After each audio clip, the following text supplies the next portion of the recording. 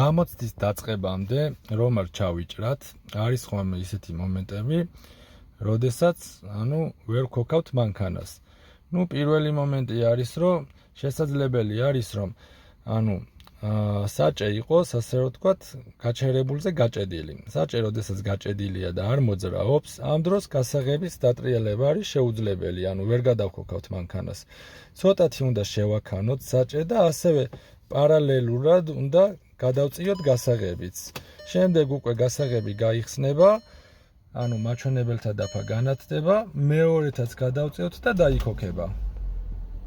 ასევე არის მეორე მომენტი, როდესაც ვერ ვქოქავთ მანქანას, რომ სიჩქარეს გვიტოვებენ ხოლმე D-ში ჩაქრობილს, D-ში დრაივში, როდესაც არის მანქანა, აქრობენ და ამის შემდგომ შეუძლებელი ხდება მანქანის დაქოქვა. უნდა დავაკვირდეთ, რომ ნახეთ, გასაღები გადავწიე ერთხელ, მეორედ გადავწიე და არ იქოქება მანქანა.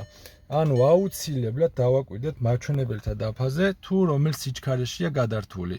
ამ მომენტში აწერია დრაივი D1 მარჯვენა მაღალ კუთხეში.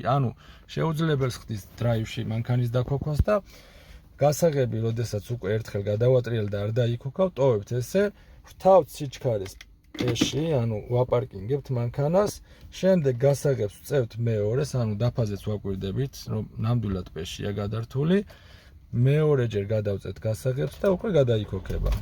ძრავი დაიქოქა. ასევე არის ხოლმე მომენტები, როდესაც ჩავჯდებით მანქანაში, კარგად დავაკვირდეთ, რომ ხელის მუხრუჭი არ იყოს დაბლა დაწეული. თუ ხელის მუხრუჭი დაბლა დაგვხვდათ დაწეული, აუცილებლად ამოწიეთ, დაადგით მუხრუჭს ფეხი და ისე გადაქოქეთ მანქანა. კიდევ რაც უნდა გაითვალისწინოთ, მანქანის დაქოქვის დროს აუცილებლად მუხრუჭზე უნდა გვედგას ფეხი კარგად მყარად და ისე დავქოქოთ. სანამ მანქანას არ დაძრავთ, მუხრუჭზე გედგათ ფეხი.